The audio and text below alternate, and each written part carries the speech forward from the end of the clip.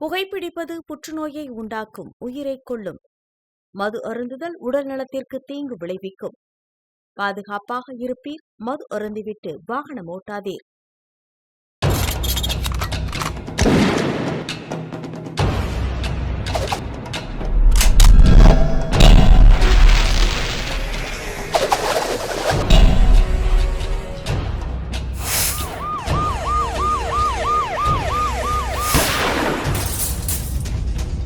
கோப்பியம், உண்மையும் பின்னணியும்.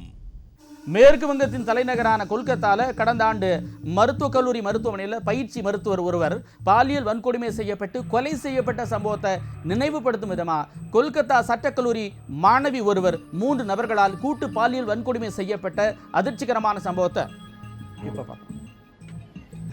மேற்கு வங்கத்தின் தலைநகரான கொல்கத்தாவில் கடந்த ஆண்டு மருத்துவக் கல்லூரி மருத்துவமனையில் பயிற்சி மருத்துவர் ஒருவர் பாலியல் வன்கொடுமை செய்யப்பட்டு கொலை செய்யப்பட்ட சம்பவத்தை நினைவுபடுத்தும் விதமாக கொல்கத்தா சட்டக்கல்லூரி மாணவி ஒருவர் 3 நபர்களால் கூட்டு பாலியல் வன்கொடுமை செய்த சம்பவம் ஒன்று நாட்டை உலுக்கியுள்ளது.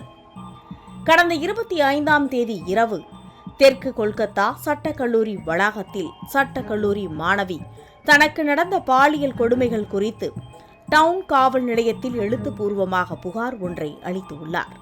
அந்த புகாரில் மனோஜித் மிஸ்ரா மாணவியை கட்டாயப்படுத்தி பாதுகாவலரின் அறைக்குள் இழுத்து சென்று அடித்து சித்திரவதை செய்து பாலியல் வன்கொடுமை செய்ததாகவும், அப்போது அங்கு பாதுகாப்பு பணியில் இருந்தவரும் தடுக்கவில்லை என்பதோடு தனக்கு எந்தவிதமான உதவியும் செய்யவில்லை என்று அதிர்ச்சிகரமான பரபரப்பு புகாரை கொடுத்தார். மாணவியின் அதிர்ச்சிகரமான புகாரின் அடிப்படையில் வழக்கு பதிவு செய்த போலீசார் பார்க் சர்க்கஸ் தேசிய மருத்துவக் கல்லூரியில் மாணவிக்கு மருத்துவ பரிசோதனை செய்யப்பட்டு அவரது வாக்குமூலத்தை பெற்றனர். பின்னர் அந்த மாணவி அளித்த புகாரின் அடிப்படையில் போலீசார் முதல் தகவல் அறிக்கையை பதிவு செய்து சம்பவம் குறித்து நடத்திய விசாரணையில் இந்த சம்பவத்தில் ஈடுபட்டது அதே கல்லூரியில் படித்து வந்த பிரமித் முகர்ஜி ஜே அகமது மற்றும் முன்னாள் மாணவரும் அங்கு தற்காலிக ஊழியராக பணியாற்றி வரும் மனோஜித் மிஸ்ரா என்பது தெரியவந்தது. பின்னர் அவர்களை கைது செய்து மாணவியை வீடியோ எடுத்த அவர்களின் செல்போன்களையும் பறிமுதல் செய்தனர். மேலும் இந்த சம்பவத்தில் முக்கிய குற்றவாளியாக கூறப்படும் மனோஜித் மிஸ்ரா ஆளும் திரிணாமுல் காங்கிரஸ் கட்சியின் உறுப்பினராகவும் அக்கட்சியின் மாணவர் அணியின் செயலாளராகவும் உள்ளார் என்பது அதிர்ச்சியை ஏற்படுத்தியது.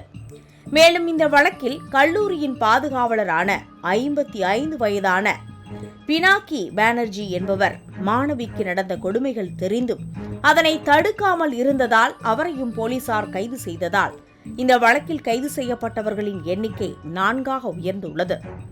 இதனையடுத்து அவர்களை போலீசார் கோர்ட்டில் ஆஜர்படுத்திய நிலையில் அவர்களுக்கு 4 நாட்கள் போலீஸ் காவல் விதித்து கோர்ட் உத்தரவிட்டது. இந்த நிலையில் மாநிலம் முழுவதும் மாணவர்கள், பெண்கள் அமைப்பினர், அரசியல் கட்சியினர் என பலரும் போராட்டத்தில் குதித்துள்ளதால் கொல்கத்தாவில் இந்த சம்பவம் பெரும் அதிர்ச்சியை ஏற்படுத்தியுள்ளது. Where do we really stay? Where is law and order? A victim, a school student, college student who is a law student. She has been gang raped at her institution. And the DC nodal officer, she doesn't know where she is now. The answer before commission. This is irony of our state. Nothing much to say. கோப்பியம், உண்மையும் பின்னணியும்.